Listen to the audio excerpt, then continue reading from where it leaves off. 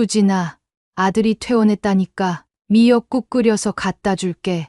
몇 시쯤 가면 좋을까? 어머님, 죄송한데 지금은 집에 못 오세요. 리모델링 공사 중이라서 너무 위험해요. 저희는 지금 호텔에 있어요. 한 달 정도는 더 걸릴 것 같으니까. 그때까지는 오시면 안 돼요. 한 달씩이나 호텔에서 살아? 돈이 얼마나 드는데 그래? 그냥 우리 집에 와서 지내면 되잖아. 어머님, 저 임신했어요. 지금 예민한 시기라서 스트레스 받으면 안 돼요. 임신했다고? 언제부터야? 왜 이제서야 말하는 거야? 임신했으면 더더욱 내가 챙겨줘야지. 아니에요. 저희끼리 알아서 알 수 있어요. 어머님이 도와주시지 않아도 돼요. 도와주지 않아도 된다고? 도대체 집에 무슨 일이 있는 거야? 왜 이렇게 숨기는 게 많아? 숨기는 게 아니에요. 어머님이랑 있는 게 불편해서 그래요. 불편하다고? 내가 불편해? 내가 뭘 잘못했길래 그런 말을 해? 정말 어머님 보는 것도 힘들어요. 제발 당분간은 오지 마세요.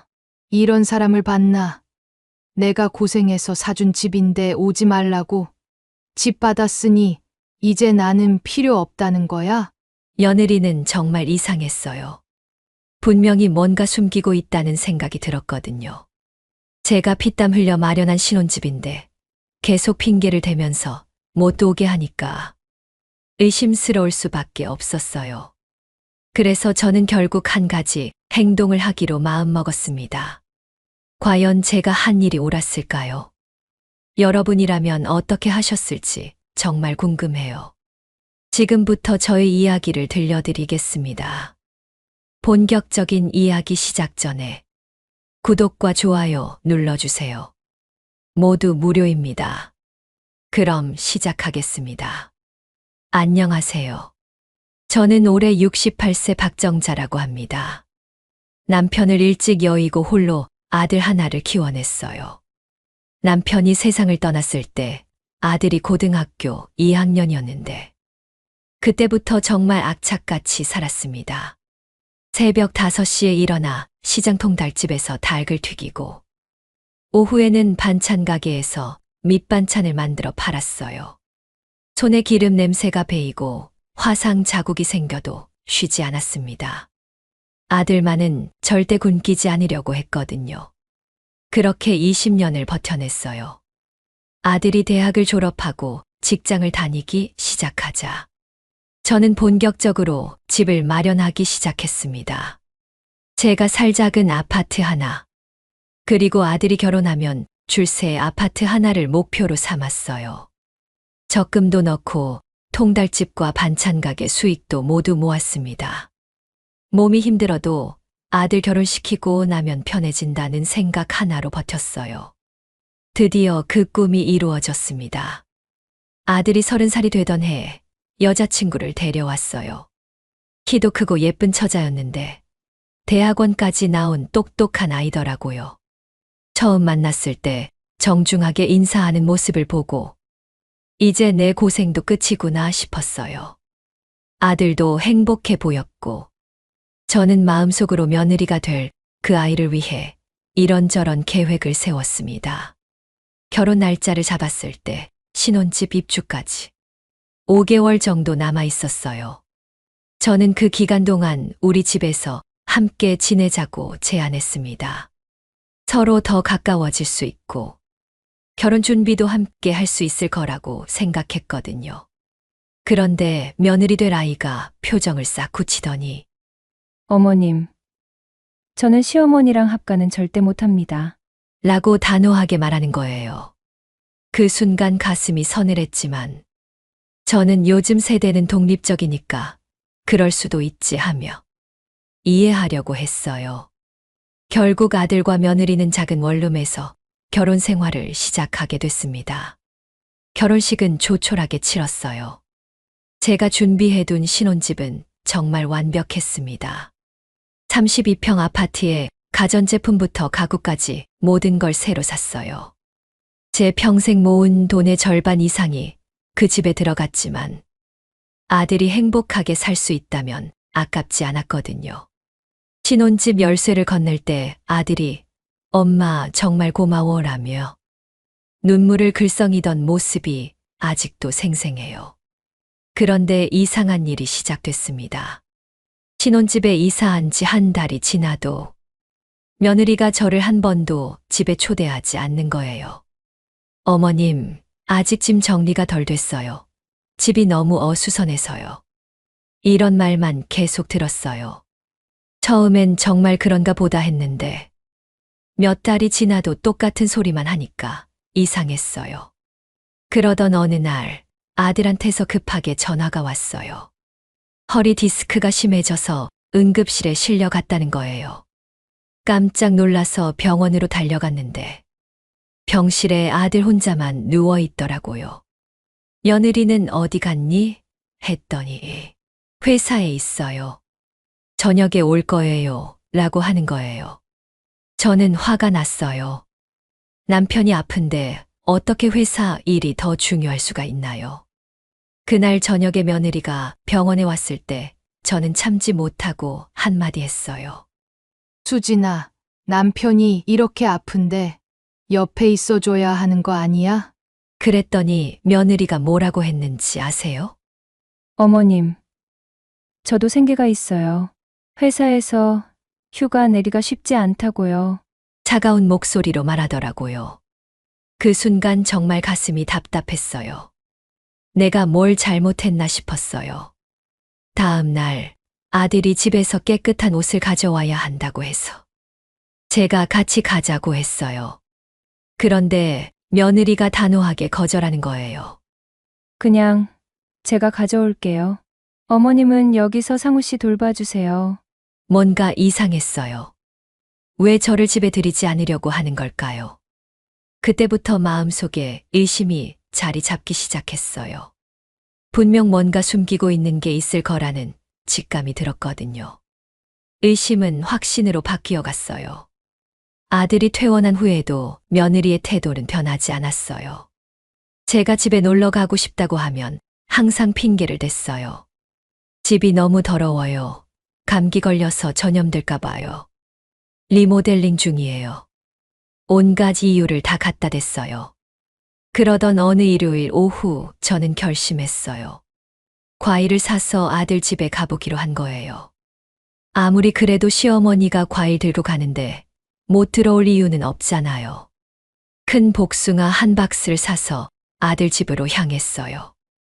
아파트 현관문 앞에서 초인종을 눌렀어요. 한 번, 두 번, 세 번. 아무런 반응이 없었어요. 집에 없나 싶어서 더 크게 눌렀는데도 소식이 없더라고요. 그런데 잠시 후에 택배 기사님이 와서 초인종을 누르는 거예요. 그러니까 안에서 바로 네, 나가요 하는 소리가 들리면서 문이 열리는 거 아니겠어요? 그 순간 현관문 틈으로 며느리와 제 눈이 딱 마주쳤어요. 며느리 얼굴이 새하얗게 질리더라고요. 마치 귀신을 본 것처럼 말이에요. 저는 그때 확신했어요. 아, 이 아이가 뭔가 숨기고 있구나. 어머님, 어떻게 여기까지? 며느리가 떨리는 목소리로 말했어요. 저는 복숭아 박스를 들어 보이며 아들 몸이 안 좋다길래 과일 좀 사왔다. 들어가면 안 되니? 며느리가 억지 웃음을 지으며 지금 집이 정말 엉망이에요. 다음에 정리되면 모시겠어요. 라고 하더라고요.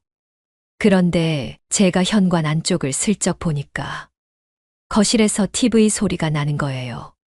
그것도 여러 사람이 웃고 떠드는 소리가요. 집에 누가 왔나 보네. 그럼 더더욱 들어가서 인사해야지. 저는 며느리를 살짝 밀치고 안으로 들어갔어요. 며느리가 어머님, 안 돼요. 하면서 막으려 했지만 이미 늦었죠. 거실로 들어서는 순간 저는 깜짝 놀랐어요. 소파에는 중년 여성과 남성이 편안하게 앉아서 TV를 보고 있었거든요. 제가 들어가니까 그들도 놀란 표정으로 저를 쳐다봤어요. 거실 분위기가 심상치 않았어요. 며느리가 당황한 표정으로 어머님, 친정 식구가 잠깐 놀러 왔어요. 라고 말했지만 제 눈에는 잠깐이 아니라 살고 있다는 게 분명해 보였어요. 소파 옆 테이블에는 여러 개의 컵이 놓여 있었고, 신문이 펼쳐져 있었어요. 거실 구석에는 큰 가방들과 옷까지, 약봉지까지 있었고요. 더 충격적인 건 현관 신발장이었어요. 여자 구두, 남자 구두, 슬리퍼까지 빼곡히 들어차 있었어요. 이게 잠깐 놀러 온 사람들의 짐인가요? 안녕하세요. 저는 어색하게 인사했어요. 그러자 사돈댁이 일어나더니 아, 안녕하세요. 라고 대답했어요. 그런데 표정이 너무 어색하더라고요. 마치 들키면 안 되는 일을 하다가 걸린 사람 같았어요. 며느리가 황급히 어머님, 정말 집이 엉망이니까 다음에 다시 와주세요. 라고 하면서 저를 밖으로 내보내려고 했어요. 그런데 저는 이미 확신이 섰거든요. 이 사람들이 여기서 살고 있다는 걸요. 잠깐 화장실 좀 갔다 올게. 저는 안방 쪽으로 걸어갔어요. 며느리가 어머님, 그쪽은 정말 안 돼요. 하면서 막았지만 저는 이미 안방 문을 열고 있었어요. 안방을 본 순간 정말 어이가 없었어요. 침대 위에는 남자 옷이 널어져 있었고, 화장대 위에는 혈압약이며 당뇨약이며 온갖 약들이 가득했어요. 이건 제 아들 약이 아니었어요. 침대 시트도 막 사람이 누웠다 일어난 흔적이 있었고요. 옷장을 열어보니 더 기가 막혔어요. 제 아들 옷은 구석에 조금 있고, 나머지는 모두 중년 남성과 여성의 옷들이 가득 걸려 있었어요. 이게 어떻게 잠깐 놀러 온 상황이겠어요? 이게 뭐야? 저는 며느리를 돌아봤어요. 며느리가 얼굴이 새하얗게 질렸어. 어머님, 제가 설명드릴게요. 라고 하더라고요. 설명해. 도대체 이게 뭔 상황이야? 저는 화가 나서 목소리가 커졌어요. 그러자 거실에 있던 사돈이 나왔어. 뭐가 문제야? 하면서 저한테 따지는 거예요. 그 순간 정말 어이가 없었어요. 제 돈으로 산 집에서 제가 구박을 받고 있는 상황이었거든요. 아니, 여기가 누구 집인데 저한테 그런 식으로 말씀하세요? 제가 따져 물으니까 사돈이 당당하게 여기 우리 사위 집이야. 사위 집에 좀 있으면 안 돼. 하는 거예요. 정말 기가 막혔어요. 사위 집이라고요? 그 집은 제가 20년간 고생해서 마련한 집이에요. 제 아들 명의로 되어 있는 집이고요. 그런데 며느리 아버지라는 사람이 저한테 당당하게 나오는 게 이해가 안 됐어요. 며느리가 중간에 끼어들었어. 아버지, 그만하세요. 어머님, 정말 죄송해요. 저희가 잠깐 상황이 어려워져서. 라고 둘러대려고 했어요. 하지만 저는 이미 모든 걸 파악했어요. 잠깐이 언제부터야? 이 집에 언제부터 살고 있는 거야? 제가 물으니까 며느리가 말을 못 하더라고요. 그러자 며느리 어머니가 나섰어. 우리가 어디 살든 당신이 상관할 일이야? 하면서 저한테 대드는 거예요. 그 순간 정말 울화가 치밀었어요. 제가 아들을 위해 마련한 집에서 며느리 친정 식구들이 당당하게 살면서 저한테 이런 말을 하다니요. 잠깐만요. 이 집 등기부등본 한번 확인해 볼까요? 여기 집주인이 누구인지 말이에요.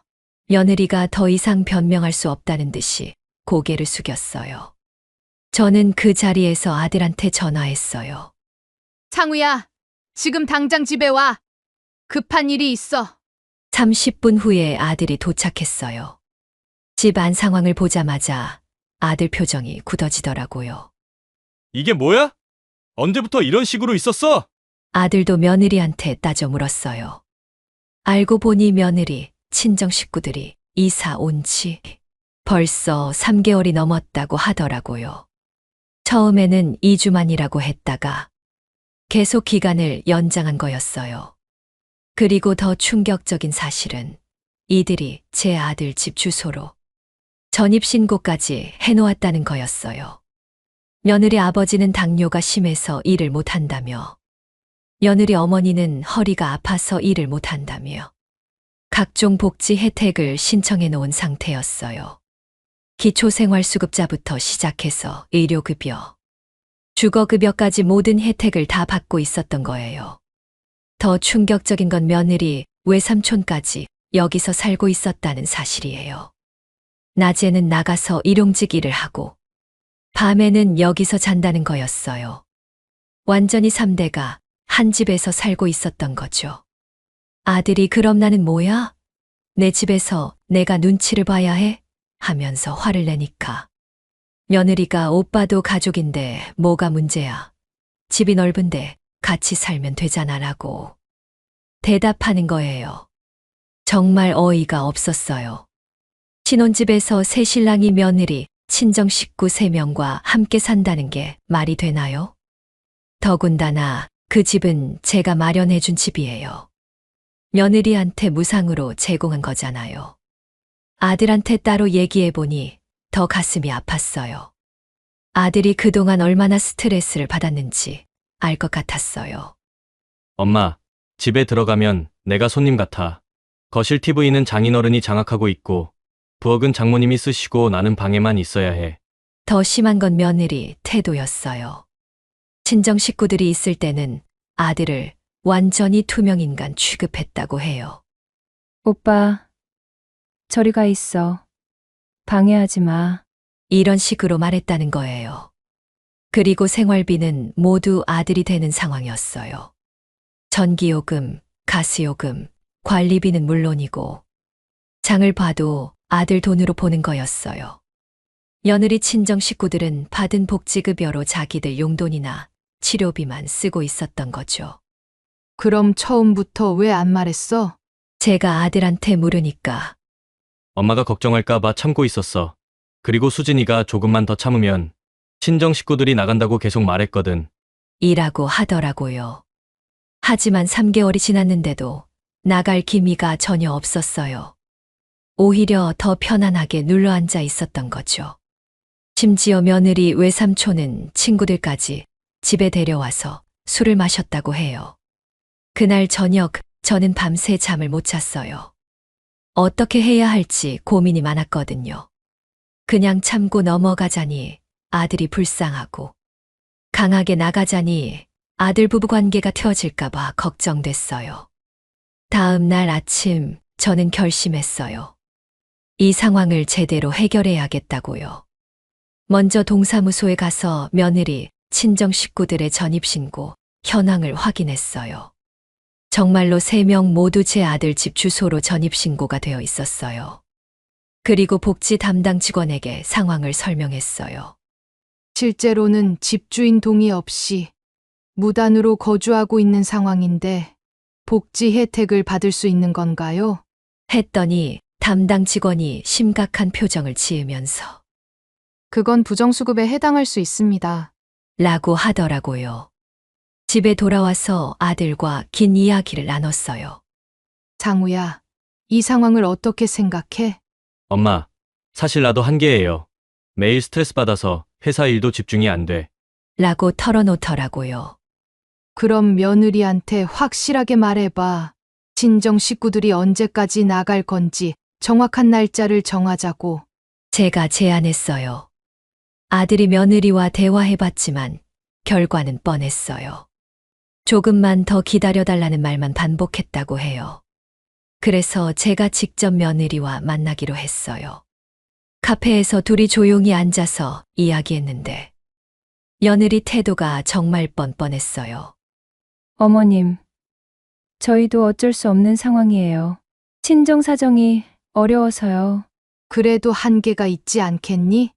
신혼부부가 이런 식으로 살 수는 없잖아. 제가 차분히 말했는데 며느리가 어머님도 혼자 사시면서 외로우실 텐데 저희 부모님하고 같이 지내시면 어때요? 라고 하는 거예요. 정말 기가 막혔어요. 제가 왜 며느리, 부모와 같이 살아야 해요? 더군다나 제 집도 있고 제 생활도 있는데 말이에요. 수진아, 그 집은 내가 아들 주려고 마련한 집이야. 너희 부모님이 살라고 만든 집이 아니라고. 제가 분명하게 말했어요. 그랬더니 며느리가 어차피 오빠 명이니까 오빠가 허락하면 되는 거 아니에요? 라고 대답하더라고요. 그 말을 듣는 순간 정말 화가 났어요. 집 명의는 아들로 되어 있지만 그 집을 마련한 건 저예요. 제 피와 땀으로 모은 돈으로 사준 집인데 며느리가 마치 자기 집인 양 행동하는 게 이해가 안 됐어요. 그날 이후로 상황은 더 심각해졌어요. 며느리가 제 말을 완전히 무시하고 친정 식구들한테 시어머니가 간섭이 심하다고 말한 모양이에요. 그러니까 며느리 아버지가 저한테 전화를 걸어서 사돈댁, 우리가 어디 사는지 너무 신경 쓰지 마세요. 라고 하는 거예요. 정말 어이가 없었어요. 자기들이 무단으로 남의 집에 살면서 집주인 어머니한테 신경 쓰지 말라고 하다니요. 그래서 저는 사돈, 그 집은 제가 마련한 집입니다. 제가 신경 안 쓸 수가 없어요. 라고 말했어요. 그랬더니 며느리 아버지가 집은 사위 명의잖아요. 사위가 괜찮다고 하는데 뭐가 문제예요? 라고 하더라고요. 정말 답답했어요. 명의야 아들로 되어 있지만 실질적으로는 제 집이잖아요. 더 가관인 건 며느리 외삼촌이었어요. 어느 날 아들이 일찍 들어갔는데 거실에서 친구들과 술을 마시고 있었다고 해요. 그것도 아들한테 상우야, 맥주 좀 더 사와라고 시키더라는 거예요. 아들이 이건 정말 아니다 싶어서 며느리한테 따졌더니 며느리가 삼촌이 스트레스가 많으시대. 조금만 이해해줘라고 하면서 오히려 아들을 나무랐다고 해요. 그 이야기를 듣고 저는 더 이상 참을 수 없었어요. 법률상담소에 가서 상황을 설명했더니 변호사님이 명백한 주거침입이고 부정수급 사안이라고 하시더라고요. 그리고 빨리 조치를 취하지 않으면 나중에 더 복잡해질 수 있다고 조언해 주셨어요. 집으로 돌아와서 아들과 진지하게 대화했어요. 상우야, 이 상황 더 이상 두고 볼 수 없어. 법적으로 조치를 취해야겠다. 아들도 이미 한계에 달한 상태였어요. 엄마, 나도 더 이상 못 견디겠어. 우리 집인데 내가 왜 눈치를 봐야 해? 며느리한테 마지막 통보를 했어요. 일주일 안에 친정 식구들 모두 나가시라. 안 그러면 법적 조치를 취하겠다. 그랬더니 며느리가 어머님이 너무 매정하신 거 아니에요? 가족인데 이렇게까지 하실 거예요? 라고 하더라고요. 가족이라고요? 결혼한 지 6개월 만에 신혼집을 친정 사랑방으로 만들어 놓고 가족이라고 하는 게 말이 되나요? 저는 단호하게 말했어요. 수진아, 나도 참을 만큼 참았어. 이제는 정말 끝이야.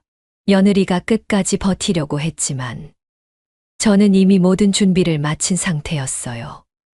동사무소에서 받은 전입신고 확인서, 복지급여 수급 현황, 그리고 아들이 녹음한 대화 내용까지 모든 증거를 정리했어요. 먼저 복지사무소에 부정수급 신고를 했어요. 실제 거주지와 신고 주소가 다르고 집주인 동의 없이 무단 거주하면서 복지 혜택을 받고 있다는 내용이었어요. 며칠 후 담당 공무원이 현장 확인을 나왔는데 정말로 며느리, 친정 식구 3명이 살고 있는 걸 확인했어요. 그 결과 복지급여가 즉시 중단됐고 그동안 받은 급여를 전액 환수하라는 통보가 나왔어요. 총 400만 원이 넘는 금액이었어요. 거기에 부정수급 벌금까지 추가로 나왔고요. 며느리 친정 식구들이 발칵 뒤집어졌어요. 며느리 아버지가 저한테 전화를 걸었어. 사돈댁, 이럴 일 없이 조용히 해결해요. 라고 하더라고요. 하지만 저는 단호했어요. 이미 늦었어요.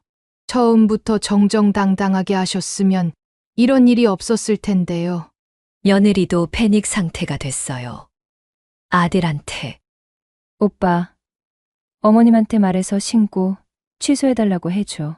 라고 매달렸다고 해요. 하지만 아들도 이미 마음을 굳힌 상태였어요. 이미 너무 늦었어. 처음부터 솔직하게 말했으면 이런 일 없었을 거야. 더 큰 문제는 주거 침입죄였어요. 집주인 동의 없이 무단으로 거주한 것에 대해 고발장을 접수했어요. 변호사님이 이 정도면 충분히 승소할 수 있다고 하시더라고요. 며느리가 마지막으로 저를 찾아와서 무릎을 꿇고 빌었어요. 어머님, 제가 잘못했어요. 다시는 이런 일 없을 테니까 봐주세요. 그 모습을 보니 마음이 아프긴 했지만 이미 선을 넘은 일이었어요. 수진아, 내가 처음부터 솔직했으면 이런 일 없었을 거야. 하지만 너는 나를 속이고 내 아들을 힘들게 하고 우리 집을 친정 사랑방으로 만들었잖아. 이제 와서 빌어도 소용없어. 재판은 생각보다 빨리 끝났어요. 며느리 측 변호사가 여러 가지 변명을 늘어놓았지만 증거가 너무 명확했거든요. 결국 며느리, 친정 식구들은 부정수급 전액 환수와 벌금을 내야 했고 주거 침입에 대해서도 유죄 판결을 받았어요. 재판이 끝난 후 며느리와 아들의 관계도 돌이킬 수 없을 정도로 틀어졌어요. 아들이 이제 더 이상 같이 살 수 없겠다고 하면서 이혼을 제기했어요. 며느리가 마지막까지 만류했지만 아들 마음은 이미 떠난 상태였어요. 엄마, 내가 너무 순진했어. 결혼할 때부터 뭔가 이상하다 싶었는데 아들이 후회하는 모습을 보니 마음이 아팠어요. 하지만 이번 일을 통해 아들도 많이 성장한 것 같았어요. 이혼 과정에서도 며느리가 신혼집 절반을 요구했지만 법원에서는 받아들여지지 않았어요. 그 집은 제가 아들에게 증여한 것이고 며느리가 기여한 부분이 거의 없다고 판단했거든요. 결국 며느리는 빈손으로 친정으로 돌아갔어요. 그리고 친정 식구들은 부정수급으로 받은 복지급여를 다 갚아야 했고 벌금까지 내야 했어요. 며느리 아버지는 다른 지역으로 이사를 갔다고 들었어요. 아마 여기서는 더 이상 복지 혜택을 받기 어려워졌을 거예요. 지금 아들은 제 집 근처 작은 아파트로 이사해서 혼자 살고 있어요. 매주 주말마다 제 집에 와서 함께 식사하고 있고요. 엄마, 이제야 진짜 편해졌어. 라고 말하는 아들을 보면 그때 강하게 나선 게 옳았다는 생각이 들어요. 이번 일을 통해 저는 중요한 걸 깨달았어요. 아무리 가족이라고 해도 선을 지켜야 한다는 것. 그리고 잘못된 일에는 분명하게 대응해야 한다는 것 말이에요. 처음에는 며느리를 이해하려고 했지만 그 이해심이 오히려 상황을 더 악화시켰어요. 지금 아들은 새로운 사람을 만나고 있어요. 이번에는 정말 착하고 상식적인 사람을 만났으면 좋겠어요. 저도 이번 경험을 통해 며느리를 대하는 방법을 배웠고요. 여러분도 비슷한 상황에 처하시면 무조건 참지만 마세요. 때로는 강하게 선을 그어야 할 때가 있어요. 가족이라는 이름으로 무례한 행동을 하는 사람들에게는 분명한 메시지를 전달해야 합니다. 지금까지 저의 이야기를 들어주셔서 감사합니다. 구독과 좋아요도 잊지 마세요. 그리고 댓글로 여러분의 생각도 나눠주세요. 여러분의 앞날에 항상 행복과 건강이 함께하길 바랍니다. 자연 세상이었습니다. 감사합니다.